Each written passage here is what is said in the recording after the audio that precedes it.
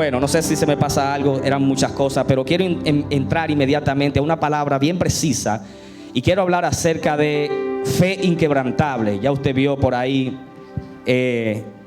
la promoción, fe inquebrantable. Vamos rápidamente al libro de Efesios. Bendecimos de manera especial la atmósfera. Pastores David Joa, tremendo lo que Dios está haciendo a través de este ministerio. Efesios capítulo 2, versículo 8, la palabra de Dios declara: porque por gracia sois salvos por medio de la fe, y esto no de vosotros, pues es don de Dios, no por obra, para que nadie se gloríe. Fe inquebrantable. Y hablar de fe es algo bien interesante.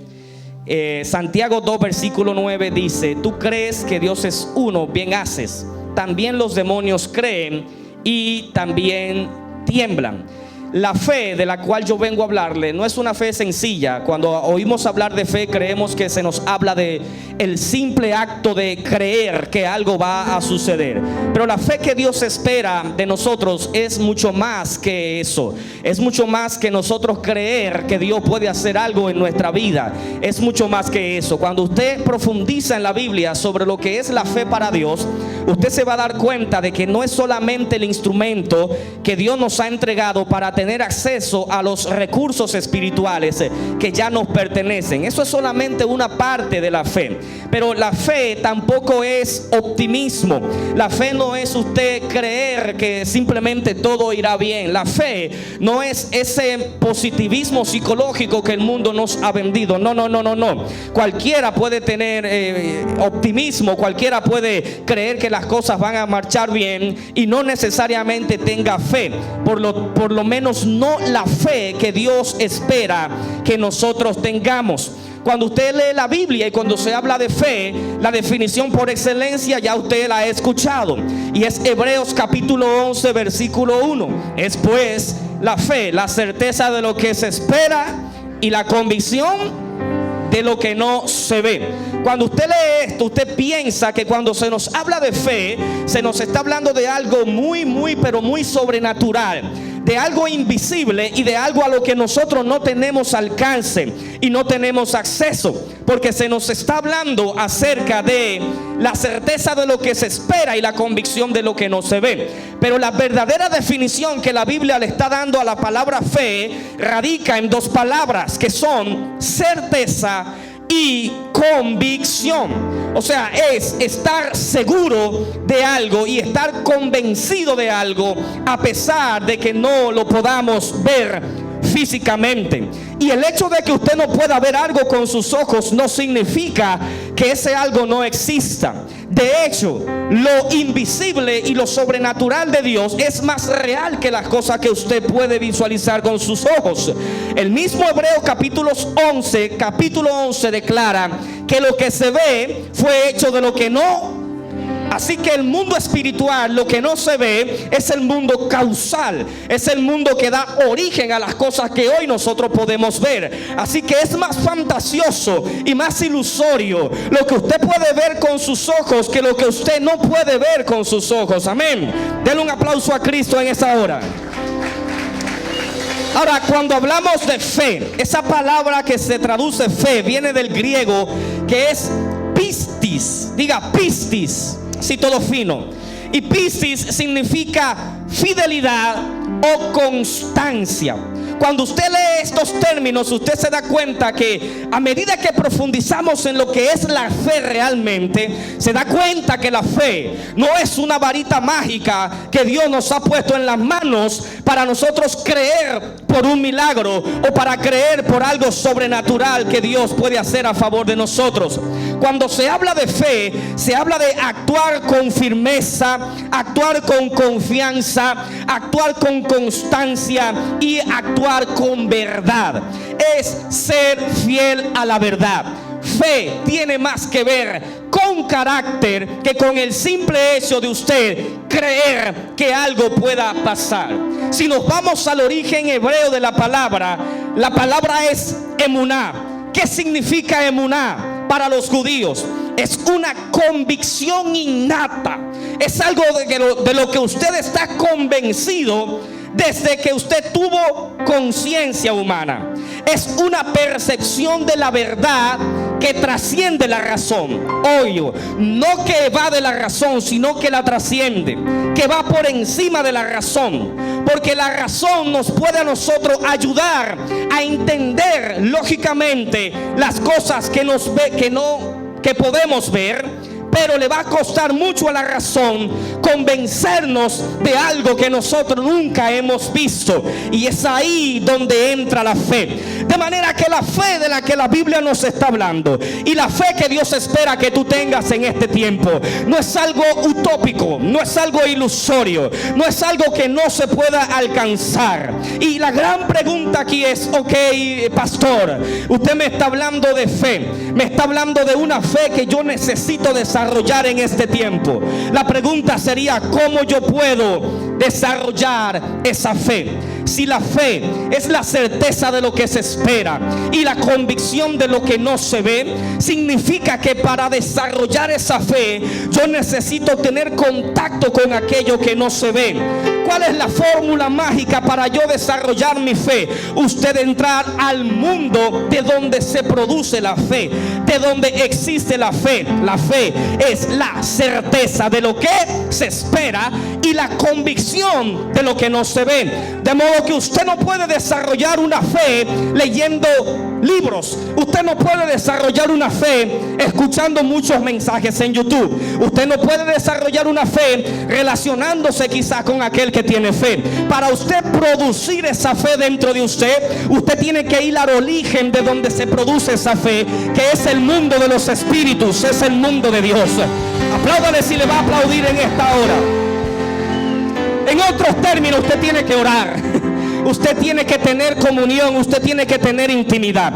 A medida que usted se adentra más y más al mundo espiritual, usted va desarrollando su fe, porque usted se va relacionando con aquello que es desconocido para el ser humano, pero que es bien conocido para el espíritu. Es desconocido y es inexplicable para la razón, pero es bien explicable y bien entendido a través de las experiencias espirituales que nosotros podemos tener cuando entramos en oración y cuando entramos en intimidad. Amén. En Lucas capítulo 7 se conoce acerca de un centurión. Usted ha escuchado la historia. El hombre que cuando Jesús iba de camino a sanar ahí a alguien, él lo interrumpió y le dijo: Señor, tengo un siervo que está enfermo y está en mi casa. Yo sé que tú puedes enviar una palabra, porque yo soy hombre en autoridad y sé que cuando yo le digo a uno va, tiene que ir, y cuando yo le digo ven, tiene que venir. O sea, este hombre está reconociendo lo que Jesucristo es capaz de hacer a través de una palabra. Y él le dice: yo no soy digno de que tú entres a mi casa, pero solamente una palabra tuya va a tener el poder de viajar, de salir de aquí, de esta conversación, meterse a mi casa, buscar a aquel que está enfermo y sanarlo. Yo sé que una palabra tuya tiene el poder de trascender el tiempo y el espacio. Una palabra puede sanar al enfermo, no importa el lugar donde se encuentre. Puede levantar al caído. Una palabra puede bendecir a aquel que está en miseria. Una palabra puede traer consolación a aquel que está en desolación, a aquel que está bajo un yugo de angustia y de tristeza. Solamente una palabra tuya va a tener el poder. No es necesario que tú entres a mi casa. ¿Usted sabe cuál fue la respuesta de Jesús? Él se sorprendió. Mire, cuando Jesús se sorprende es porque algo grande ha sucedido. Pero Jesucristo se maravilló porque dijo: wow, ni aún en Israel he encontrado tanta fe. Me sorprende porque quien le está hablando a Jesús no era ninguno de sus discípulos. Quien le está hablando a Jesús no era cristiano. Nadie era cristiano, porque el cristianismo ni siquiera existía. El cristianismo vino después de Cristo.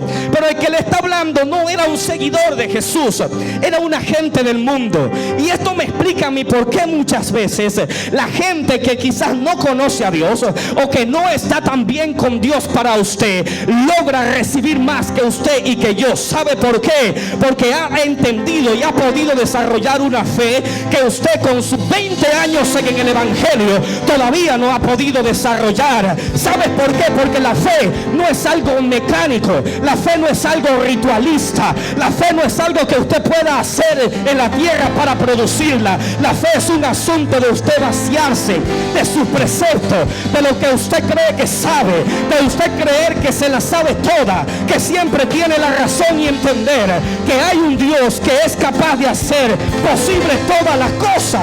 Entiéndala yo o no la entienda, yo conozco a un Dios que cuando me encuentro con Él, Él tiene el poder de sanarme, de libertarme, de restaurarme, de bendecirme. Él tiene el poder de hacer todo por mi causa. Aleluya. Y por eso vemos gente en el mundo que recibe más que los cristianos. ¿Por qué? Porque creen. Simplemente ponen en práctica esa fe. Se habla también de la mujer del flujo de sangre en Lucas 8:43 al 48. Algo que me llama de esa historia, que me llama bastante la atención, es que cuando usted nota que Jesús va de camino a hacer ese milagro del que acabo de hablarle, esta mujer es mencionada en la Biblia. La mujer dice dentro de sí, no se lo comenta a nadie: si yo toco el borde de su manto, yo seré sana. La mujer se acerca en medio de la multitud, toca el manto, y cuando toca el manto, el milagro sucede. Jesucristo siente la Shekinah, siente el power, siente el poder que se ha desprendido de él, y dice: alguien me ha tocado. Y Pedro, con su lógica, con su razón, viene y le dice: Señor, tú estás volviendo loco. ¿Qué te está pasando? La multitud te está apretando, todo el mundo te está tocando. No, espera, este es un toque diferente. Este es un toque que ha sido producido por una fe sobrenatural, por una fe inquebrantable. Alguien ha decidido creer que a través de tocarme iba a recibir algo, y poder ha salido de mí. Yo quiero saber dónde están esos hombres, dónde están esas mujeres que provocan que poder salga del Mesías para cambiar la situación que la ha tenido condenada durante años. ¿Dónde están las mujeres que tocan al Mesías por su familia, que tocan al Mesías por su matrimonio, que tocan a Jesús por su enfermedad y provocan que poder salga de él? ¿Dónde está esa gente, yo me pregunto, que hoy día sabe cambiar su historia, sabe cambiar su circunstancia solamente por tocar el manto de Cristo? No sé si usted lo entiende. No se necesita hablar muchas lenguas, no se necesita brincar en un pie, no se necesitan 40 días de ayuno y de oración. Un solo acto de fe tiene el poder de cambiar tu circunstancia. Un solo acto de fe tiene el poder de remover tu vida. ¡Oh, gloria a Dios! Pero ¿qué me impacta? Que Jesucristo no tuvo nada que ver con ese milagro. Oiga, nada. Jesucristo no intervino por ningún lado en ese milagro. Fue ella. Se acercó, tocó y fue sana. Cuando Jesucristo vino a darse cuenta, ya el milagro había ocurrido. O sea, él no tuvo que declarar una palabra. Él no tuvo que llamar a la gente: ven que voy a imponer mis manos sobre ti. Él no tuvo que dar un estudio de cómo tener fe. Él no tuvo que predicar un mensaje. No. Cuando él vino a abrir los ojos, ya la mujer había sido sanada de un flujo de sangre que la tenía esclava por más de 12 años. Usted sabe lo que es tener 12 años con un flujo de sangre. Usted sabe lo que eso significaba para esa mujer.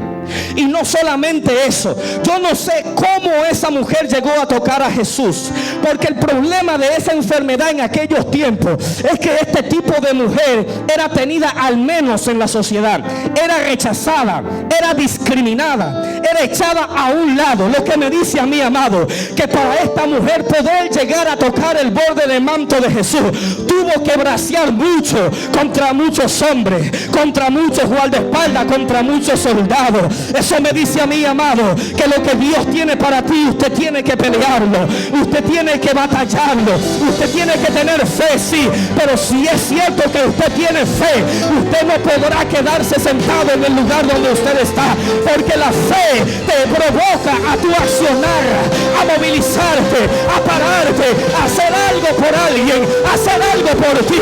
O yo no sé si tú me entiendes. Muéstrame dónde está tu fe. Yo te mostraré mi fe a través de mis obras, porque la fe sin obra es muerta, mi amado. No me diga a mí que usted es una mujer de fe, que usted es un hombre de fe, si lo único que usted sabe es venir un día a la semana y de ahí en adelante no hace nada para cambiar su historia, no hace nada por el hermano, no hace nada por el amigo, no hace nada por el familiar. Usted tiene que ser un provocador del milagro. Las cosas no van a suceder con un abracadabra. Usted tiene que levantarse de esa parálisis y demostrar de qué usted está hecho. Usted tiene que poner en práctica la fe que usted dice que tiene.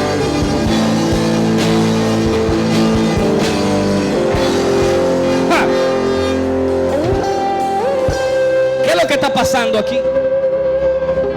Que Mateo capítulo 17 dice: viniendo entonces los discípulos a Jesús, cuando Jesús termina de bajar del monte de la transfiguración, que se transfigura, ve a Elías, a Moisés, se encuentra con un escenario totalmente opuesto a la gloria que acaban de vivir. Y el escenario es que viene un padre de su hijo y le dice: mi hijo está loco, está lunático. A veces cae en el fuego y a veces cae en el agua. Los que estudian dicen que eso significa que era epiléptico. Los demonios lo tomaban. Y el padre le dice: mira, yo le llevé a mi hijo a tus discípulos, pero ellos no pudieron sanarlo. Mira a ver si tú puedes hacer algo. Y Jesús lo sana y lo liberta. Y los discípulos vienen a preguntarle: ¿por qué nosotros no pudimos echarlo fuera? Jesús le dijo: por vuestra poca fe. Porque de cierto os digo que si tuvieseis fe como un granito de mostaza, diréis a este monte: pásate de aquí allá, y se pasará, y nada le será imposible. Pero este género no sale sino con ayuno y oración. No el género de demonio, es el género de la fe que él está hablando, que no sale sin ayuno y sin oración. Por eso usted se da cuenta que cuando la Biblia dice: el justo por la fe vivirá, la fe no es para todo el mundo, la fe es para el justo, que vivirá por la fe. Por eso muchos de ustedes se morirán y van para el cielo, y si Cristo viene, usted se va con Él, pero no habrán vivido por fe nunca. ¿Sabes por qué? Porque para vivir por fe hay que practicar la justicia. Para vivir por fe hay que obedecer la palabra. Para vivir por fe hay que entrar en ayuno y hay que entrar en oración. Eso es lo que está pasando aquí. ¿Por qué no vivimos una vida de milagros y de poder? Porque usted está sentado ahí como una guanábana. Usted está sentado como un plátano. Usted tiene que levantarse, amado, y poseer y conquistar y orar y demostrarle al diablo que es un hombre y una mujer que ha decidido creerle al Dios de los cielos. Usted tiene que poner en práctica la fe que le ha sido dada.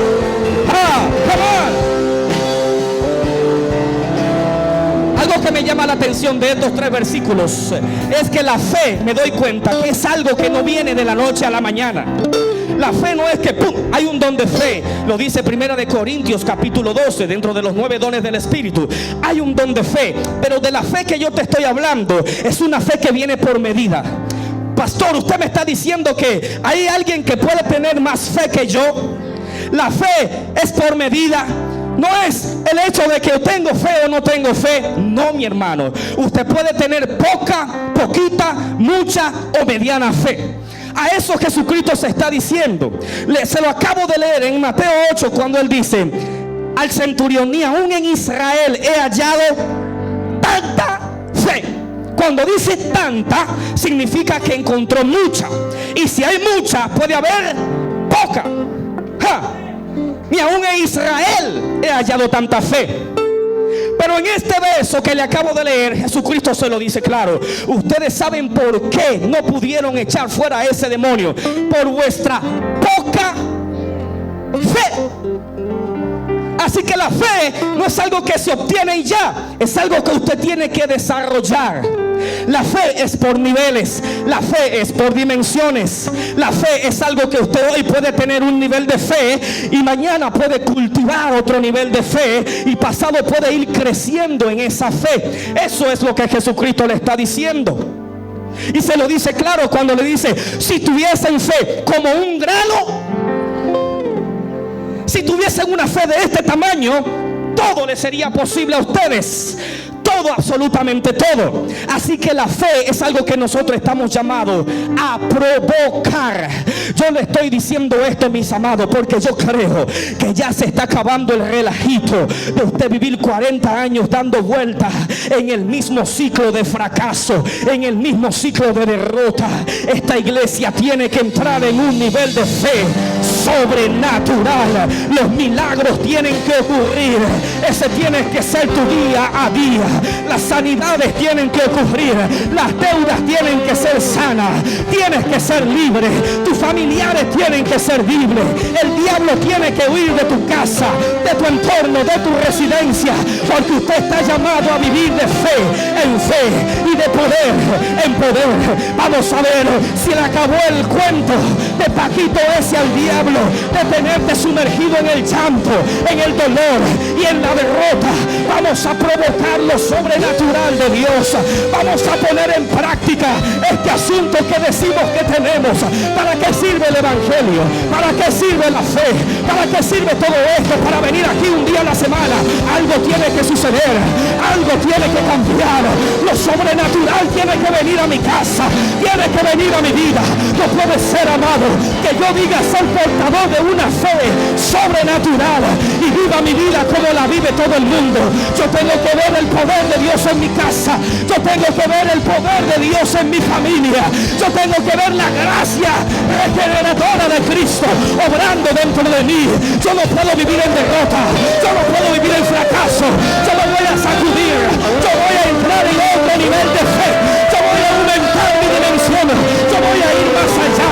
Yo voy a caminar sobre las aguas. Yo me voy a salir del barco. Yo voy a soltar el miedo que me tiene a cabo. Apláudale a Cristo en esta hora.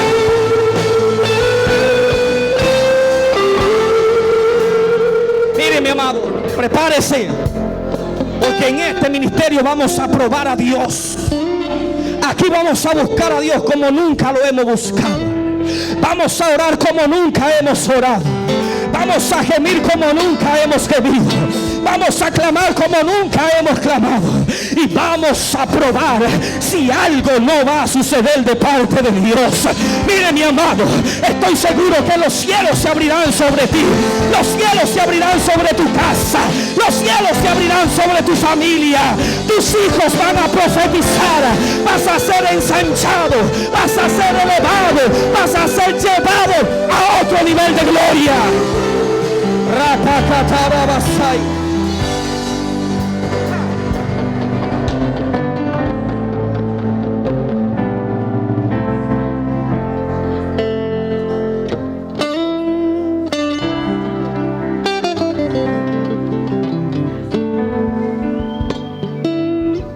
Ese es un hombre de fe.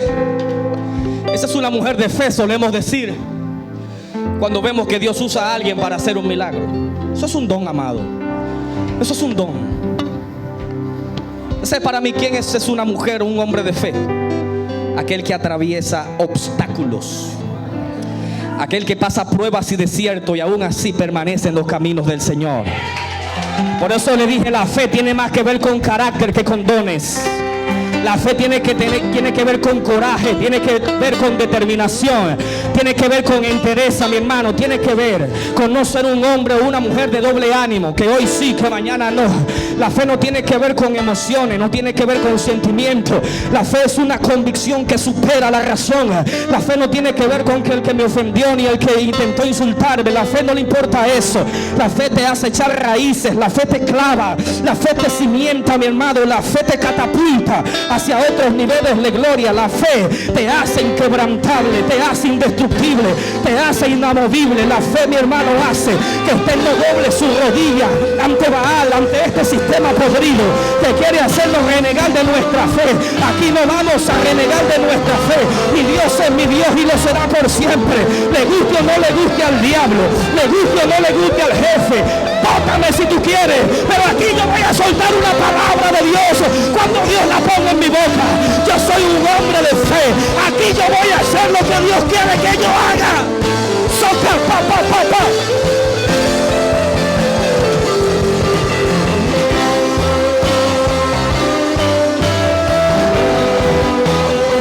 Mire, ¿qué es ser un hombre de fe? Es una gente que tiene trayectoria. Porque usted mira para atrás y usted ha visto que el diablo le ha tirado con cuchillos, con piedras, le ha tirado con todo, con bombas, le ha tirado bomba nuclear, le ha tirado con todas las armas y todavía sigue creyendo lo mismo que creía cuando vino el evangelio de Cristo. Ser un hombre de fe es no dar su brazo a torcer por los problemas, por la crítica, por los comentarios, por el chisme, por lo que digan. Yo permanezco donde Dios me dijo que esté y punto, porque esa es mi fe.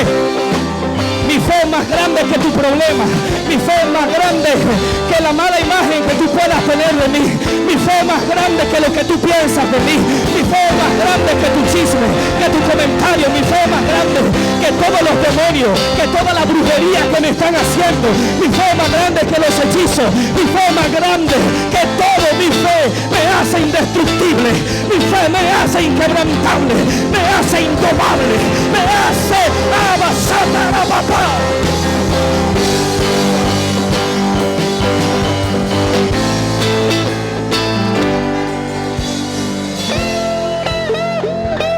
Mire esto. Históricamente, el pueblo de Dios ha tenido una cualidad que el mundo, los satánicos, el diablo no ha querido entender. Y es que Dios hizo a la iglesia de un material indestructible, de un material inquebrantable. Amado, mire, no hay quien pueda con la iglesia de Cristo. No hay quien pueda, porque Dios nos hizo de un material indestructible. Jesús le dijo a Mateo, a Pedro en Mateo 16: yo también te digo, tú eres Pedro, y sobre esta roca edificaré, ¿qué? Sobre él, sobre la roca que es Cristo, no sobre Pedro. Y las puertas del Hades no prevalecerán contra ella. Antes del cristianismo pensar en existir, antes de nosotros ser los millones que somos, antes de nacer la iglesia, ya Cristo está marcándonos a nosotros con una palabra que nos hace invencible. Las puertas del Hades no prevalecerán contra la iglesia de Cristo. Cuando Dios llama a Jeremías capítulo 1, Él dice: y pelearán contra ti, pero no te vencerán, porque yo estoy contigo, dice Jehová, para librarte. No dice que no va a haber lío, no dice que no va a haber pleito. Van a pelear contra ti. Ellos se van a levantar. Ellos van a tratar de hacerte la guerra. Tus enemigos van a tratar de detenerte. Pero lo que Dios está diciendo es que no te vencerán. Y esa es la promesa que nos tiene de pie el día de hoy. Que somos invencibles. El cuerpo de Cristo es una unidad invencible en esta tierra. ¡Ay, Dios mío! Jeremías 15:20: y te pondré para este pueblo por muralla de bronce inexpugnable. Oiga qué palabra, la busqué en Google y mira lo que significa inexpugnable: algo que no se puede derribar, algo que no se puede conquistar, algo que no se puede penetrar. Inexpugnable te hizo Dios. Y vuelve y dice: lucharán contra ti, pero no te vencerán, porque yo estoy contigo para salvarte y para librarte, declara el Señor. Amado, aquí hay solamente un final de esta historia, y es que nosotros terminamos en victoria y el diablo terminará en derrota. Apláudale a Cristo. Allá usted, allá usted. Si usted quiere estar envuelto y entretenido en el relajito ese de que tú me das y yo te doy, tú me das y yo te doy, amado, esa no es la posición. El diablo tiene un estado y nosotros tenemos otro. El estado del diablo es derrotado y el estado de nosotros es victorioso. Punto y se acabó. Si usted se quiere seguir dejando marear del diablo, problema suyo. Pero la palabra que le di a Iliana, Santiago 4:7 dice: someteos pues a Dios, resistid al diablo y él huirá de vosotros. En ninguna parte la Biblia dice que usted tiene que huir del enemigo. Lo que la Biblia sí declara es que el diablo va a tener que huir de ti. Aquí hay una forma para que el diablo tenga que tirar la toalla. ¿Cuál? Practica la fe. A eso se refiere esto cuando dice: someteos pues a Dios, resistid al diablo y él huirá de vosotros. Hay un nivel, hermano, donde el diablo dice: no, es que ya no puedo con este hombre o con esta mujer, porque se da cuenta que mientras más te puya, mientras más te ataca, mientras más te molesta, más te llenas tú de fe y más. Entonces es mejor soltarnos más, amado, porque si nos luchan, entonces aceleramos. Si nos oprimen, entonces nos multiplicamos.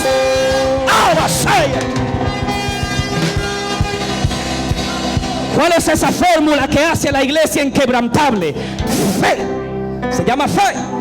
Lo que el diablo ha querido quitarnos, lo que nuestros enemigos han querido quitarnos.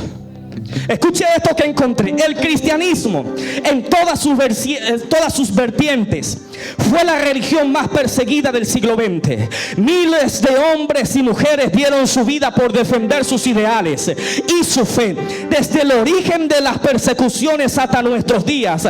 Y como frente al horror, dieron testimonio de sus creencias.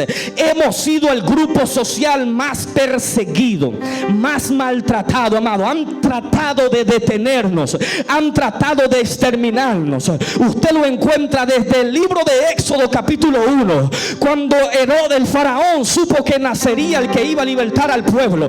Ahí comenzó la primera persecución, la matanza de los niños. Mataron a todos los niños y aún así no pudo evitar que aquel que iba a redimir Israel naciera, que era Moisés.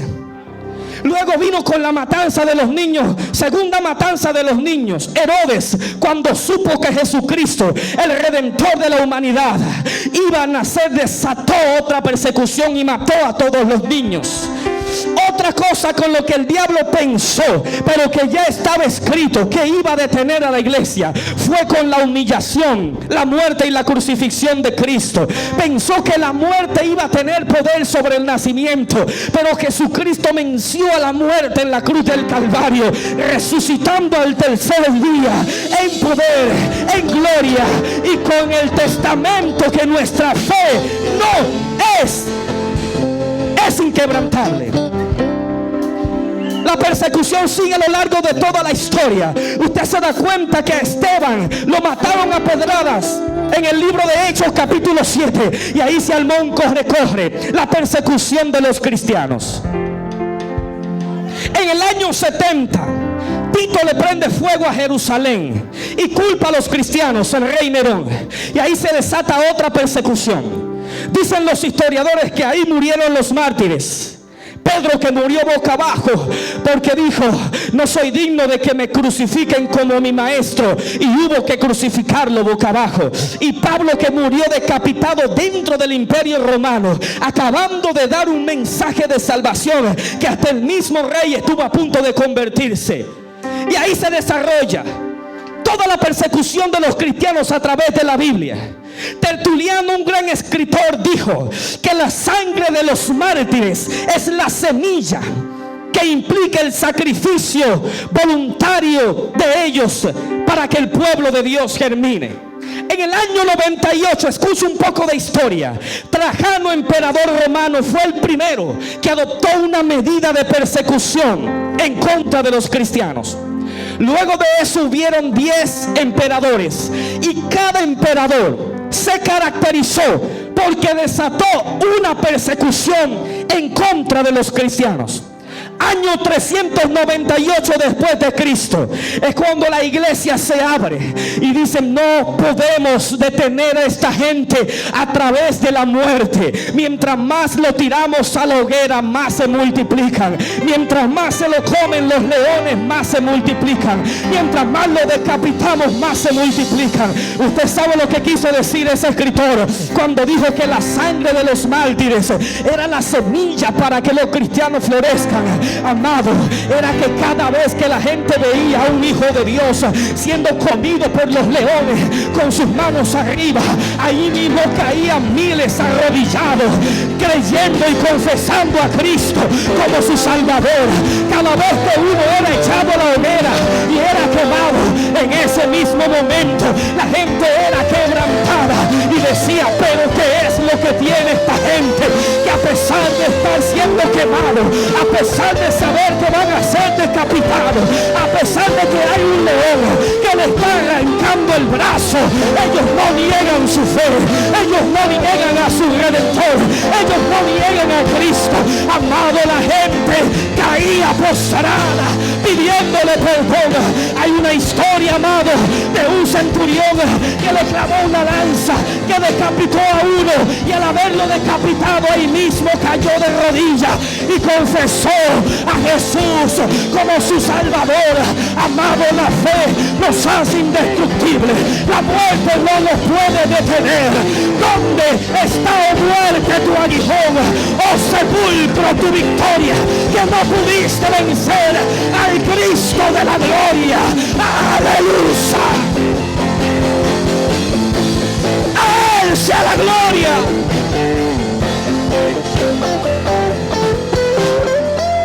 Ya termino, pero la historia es larga.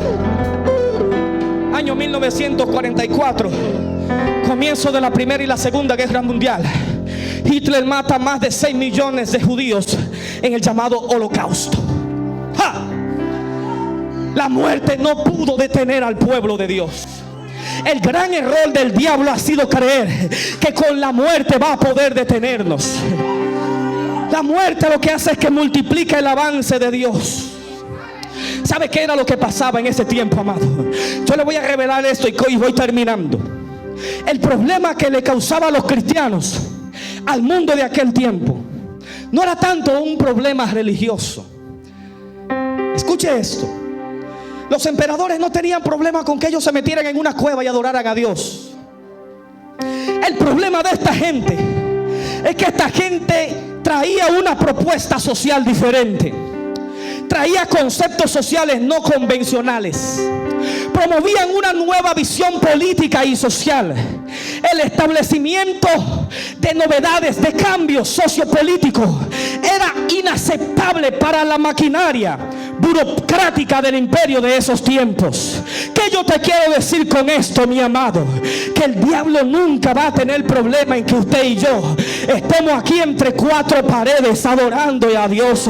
Él no tiene problema con eso. Si el diablo pudiera tenernos aquí 7 días a la semana, a él no le importara, amado. El problema va a ocurrir cuando usted se empodere y usted decida salir de este lugar a trastornar las naciones. Hechos capítulo 17 relata que el apóstol Pablo estaba discutiendo ahí con los filósofos de aquel tiempo y tuvieron que agarrar a uno preso. Lo llevaron ante las autoridades y ¿sabes lo que dijeron? Ahí vienen estos que están trastornando el mundo. Eso no fue una palabra poética, era literalmente, amado. Estaban trastornando el mundo, estaban cambiando el paradigma político y social de su generación. Yo le pregunto a usted, ¿qué amenaza representa la iglesia? Mientras estamos aquí en cuatro paredes mirándonos la cara, tenemos que salir al mundo a conquistar, tenemos que promover los valores en los que creemos, tenemos que decirle al sistema que no, mis hijos no van a ser homosexuales aunque a ustedes les dé la gana. Tenemos que decirle al mundo que estamos dispuestos a hacerle frente a las leyes antivalores, que no creemos en el aborto, no creemos en la idea que el diablo quiere vendernos. Cuando la iglesia salga de las cuatro paredes y comience a trastornar el mundo, entonces ahí va a haber problema, entonces ahí va a haber persecución. No. No sé si usted me está entendiendo. Siéntese. Aquí decimos los dominicanos, vamos en coche, porque aquí yo saco un megáfono y predico. Aquí yo digo, voy a hacer una campaña en la Plaza de la Bandera y me dan el permiso. Aquí yo digo, aquí estamos bien, aquí tenemos libertad de culto. Amado, usted y yo lo que tenemos que revisarnos, porque si nosotros no estamos en persecución en este tiempo, es porque no estamos causando el efecto que Dios quiere que nosotros causemos. Es porque no representamos una amenaza para el sistema. Es porque no somos un ente de cambio en la sociedad. Es porque no estamos transformando la sociedad con los valores que decimos que creemos. No estamos engordando en cuatro paredes y estamos creyendo que estamos bien aquí encerrados. Salgamos a las calles, hagamos culto, vamos a conquistar las vidas, vamos a hacerle frente a los antivalores, para que usted vea cómo se van a levantar en contra de nosotros. ¿Por qué en China matan a los cristianos? ¿Por qué en África matan a los cristianos? ¿Saben por qué? Porque ellos amenazan su sistema político antivalores, porque ellos no van de acuerdo con que un hombre esté maltratando a una mujer. Ellos no van de acuerdo, sus valores van en contra de su cultura diabólica, y por eso tienen que matarlo. Amados, ay Dios mío, yo no sé si seguir predicando aquí hoy.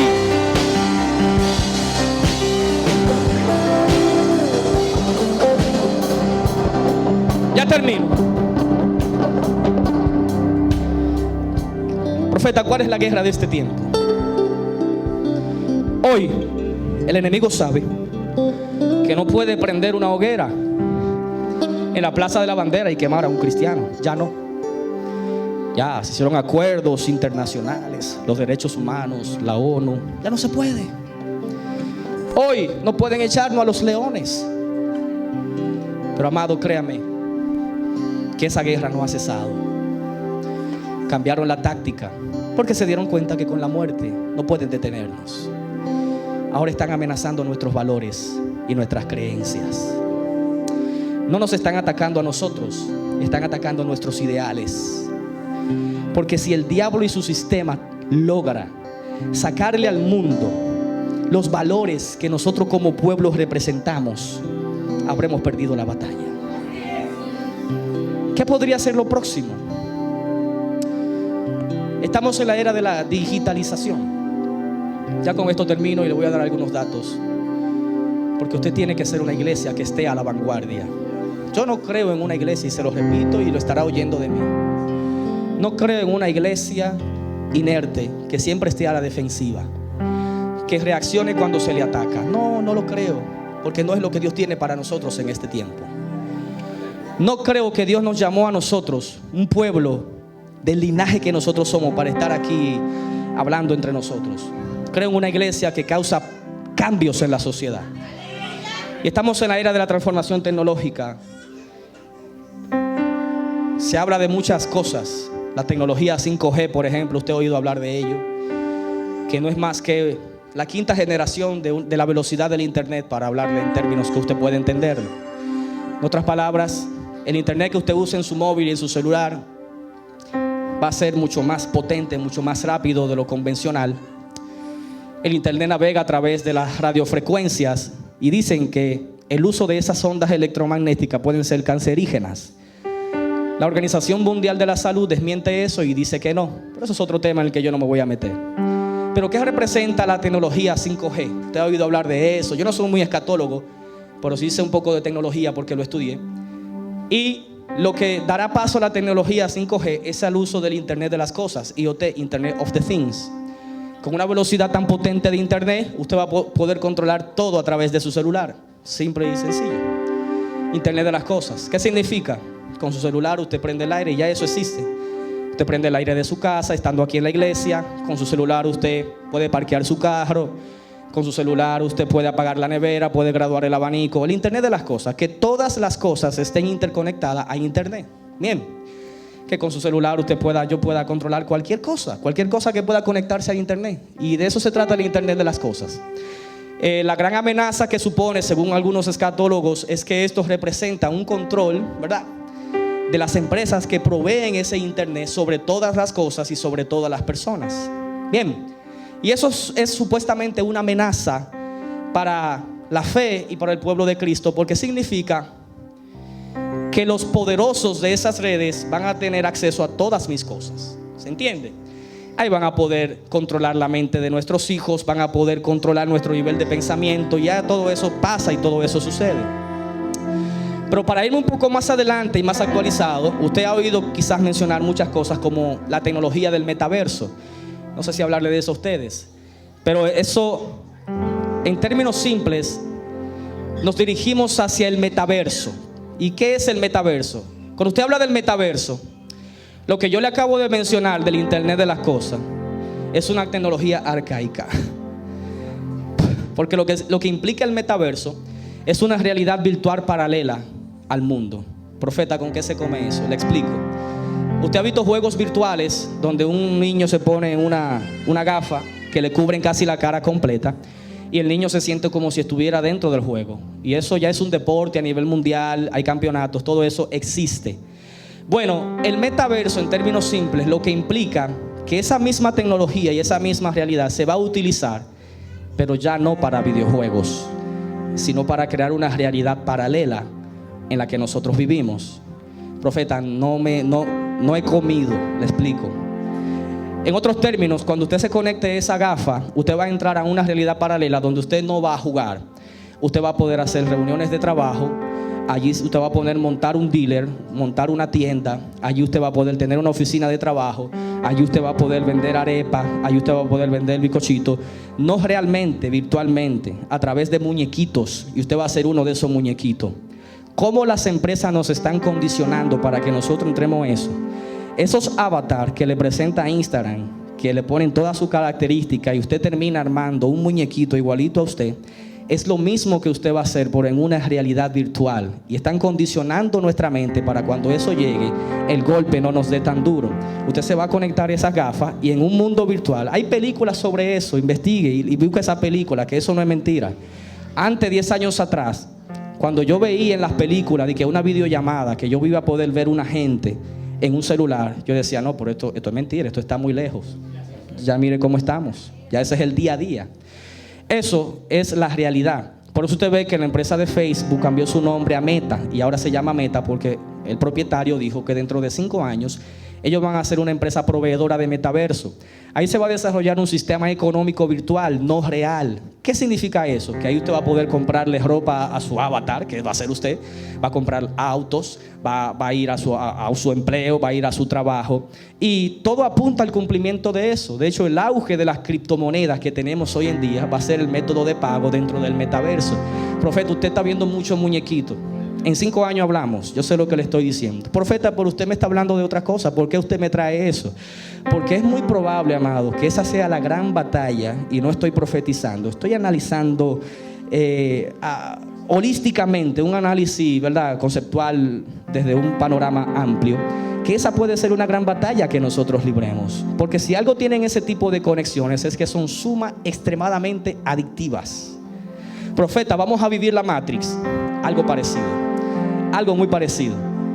Y eso va a ser real. Eso usted lo ve así, pero todavía eso está en pañales. Hace falta muchas cosas para que eso sea una realidad. Pero ¿qué yo te quiero decir a ti con todo esto? ¿En qué medida eso afecta a nosotros nuestra fe? Nos afecta a nosotros como cristianos y como hijos de Dios. ¿Por qué las grandes compañías tecnológicas están peleando por irse adelante con esa tecnología? Facebook lo ha hecho públicamente, pero todas las compañías ya están en esa competencia. Las compañías tecnológicas, Google, Apple, Microsoft, están tratando de irse adelante porque la primera compañía que monte un sistema de metaverso va a ser la compañía que en teoría va a tener el control de la humanidad. Le dejo eso por ahí. Por ahí se pueden desencadenar muchas cosas, pero yo le hago esto para que usted despierte, porque usted no vive debajo de una piedra, mi hermano. O usted vive en una caverna. No podemos ser cristianoides, que estamos aquí para escuchar un versículo bíblico solamente. No, usted tiene que ser consciente de lo que está pasando en el día a día, para saber cómo usted va a responder a eso. A mi hijo a cada rato, mi esposa y yo tenemos que estar bloqueándole canales de YouTube y videos Le quitamos el YouTube normal, le pusimos YouTube Kids, que es solamente para niños. Y aún así, los otros días encontré a mi esposa, un chamaquito, un muñequito. Satanás, llévame, Satanás, llévame, Satanás, llévame. ¿Sí o no? Muñequitos normales que usted dice son sanos, pero están programando a nuestra generación. Lo que yo le estoy diciendo, probablemente usted y yo no lo vivamos, pero sí nuestros hijos, sí nuestras generaciones van a ser. Es una generación que está naciendo y se está moviendo en la era digital. Y eso es lo que ellos van a conocer, y eso es lo que ellos ¿se entiende? Van a vivir. Entonces usted y yo tenemos el compromiso hoy de enseñarle a ellos cómo hacerle la guerra a eso cuando atente contra nuestros valores, porque no todo es malo, es bueno, la tecnología es buena. Usted va a poder tener una reunión de trabajo donde usted va a estar ahí en una realidad virtual y usted no va a tener que salir de su casa. No como una videollamada, no. Usted va a tener un avatar y usted va a poder agarrar papeles, va a poder escribir en una realidad virtual. No va a tener que bañarse ni peinarse, nada. Y eso es bueno porque, ¿verdad? Aumenta el flujo de trabajo y la productividad y la comodidad y todo eso. Pero dentro de eso viene algo que puede dañar la fe en la que nosotros hemos creído. Ponte de pie en estos momentos. Aleluya. Vamos a adorar un momento y nos vamos. Yo no sé si deja a alguien en el aire aquí, pero